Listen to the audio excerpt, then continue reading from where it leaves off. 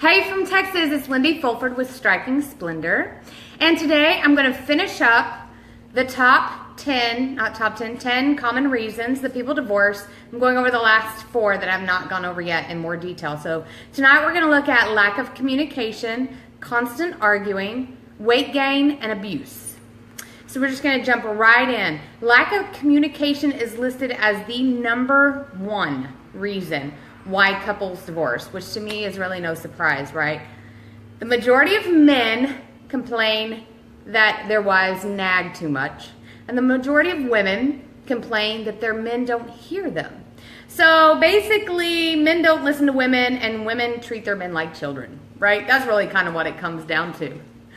So the top 4 communication problems that happen in a marriage are criticism of the partner, contempt, defensiveness, and stonewalling. And y'all, to be honest, I am the best stonewaller out there. It's not a good thing.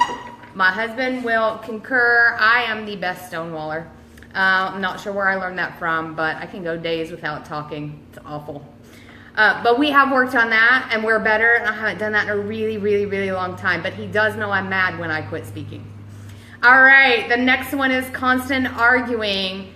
Everybody argues at some point or another. The question is, what are you arguing about? Why are you arguing? Is it a continuous cycle? Are you arguing about the same things and never getting to a resolution because nobody's really listening to the other person? You just continue to barf up the same stuff over and over again, and you never find a solution. So this ties back directly to lack of communication, right? So you have to learn to listen, for one. You can't just keep talking over each other.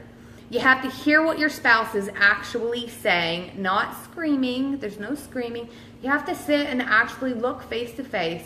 Find some time just to, sit together, look at each other, and actually hear what the other person is saying. Because a lot of times one person speaks and the other one doesn't really hear what they're saying. And you guys, you may be surprised about this, but marriage counseling, I know I've said it before, and I'm going to say it again because I have been there. We have done that. And what amazed me was when we went to a marriage counselor, that marriage counselor basically said the exact same thing that I was saying and the exact same thing that he was saying. But because it came from a third party who neither one of us knew ahead of time, it just made sense. I don't know why. I mean, he said literally almost the exact same words out of my mouth and vice versa. It is okay to go to marriage counseling if you feel you're at that point where there's no resolution. Do it, you guys. It's totally worth it. Okay, weight gain. Let's face it, you guys, this is absolutely a ridiculous one, but it is so true. And weight gain happens. It just, to most people, not everybody is wonderfully lucky and doesn't gain weight, right? But we get older, we have more responsibilities, there are demands on our schedule, we exercise less, we drink a little more, and we have kids, and so it just happens. You get busy with life. You guys, really, weight gain comes down to the fact that life happens. And many times, unfortunately, what that does is your spouse just tends to look at you a little bit differently. Your clothes are a little bit more snug than they were before, and for whatever reason, it's almost like you didn't communicate ahead of time to figure out what's going to happen when you hit these highs and lows, and it just falls apart. And a lot of times also, you tend to take on your spouse's habits. So if your spouse isn't somebody who tends to eat a lot and you cook, you're going to cook a lot and you sit down and you eat the same amount. Or if they sit on the couch and watch TV, it's a lot easier to blow off working out. It just is. It makes it a lot easier when the other person's not doing it, right? Okay, so last but not least is abuse. And you guys, abuse comes in many different forms. Like when I think of abuse, there's verbal abuse, there's emotional abuse, there's physical abuse. You guys, there's also mental abuse, there's alcohol abuse, there's substance abuse. And actually in the research I was doing, a lot of marriages end in divorce because of alcohol abuse. And I could say that when we got to where we were, alcohol did play a point in it. And so it's really, really important to find out what the underlying meaning is is of that. It can come from many things. It could be that somebody grew up in a household that was that way, and that's who they've turned into because that's what they saw growing up. And it could just be something happened to them when they were younger and they haven't got all those issues resolved. Again, this is where marriage counseling is going to help. I'll say it again and again, only because I've been through it. I've done it. It worked. It doesn't mean our marriage is perfect. It just means that we've been down that road and we had to.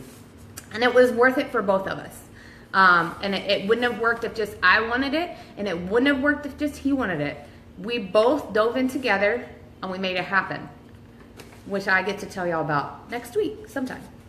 All right, so again, for better, for worse, for richer or poorer, marriage is hard, you guys. You got to take time to work on your marriage. You got to take time to work on your relationship. And again, the top 3 things I'm going to tell you to do if you're struggling. Go take the love language test because not everybody speaks the same love language. And if you are trying to speak to your spouse in your love language and it's not theirs, they are not going to be receptive. Go take the color code test. Find out what truly makes them tick. Find out how to speak to them the right way. You know, some people, you have to speak to them the right way. If they're more upfront, you got to speak more upfront to them. If they don't want you screaming at them, you got to figure out how to pull it back a little bit. And last but not least, as I've already said a few times, marriage counseling is the bomb. All right, so that's what I have for tonight. And tomorrow, you guys have already planned it out. I'm actually kind of excited. How to spice up your marriage. So I have 20 tips that I found from somebody else's website, which I will share that website. I've kind of condensed it. But I've also found some stuff that I found hidden in my drawers that I can't say we've used all of them, but we do have them. Nothing too kinky. Okay, my 13-year-old's on here, so I got to keep it a little bit PG-13, maybe R-rated, okay? But I do have some fun stuff to share with y'all tomorrow about how to spice up your marriage. So make sure you join me tomorrow. It's going to be really, really late because I have to drive back from Dallas, but it will be here and it will be available for you to see. All right, guys, I'll catch you on the other side.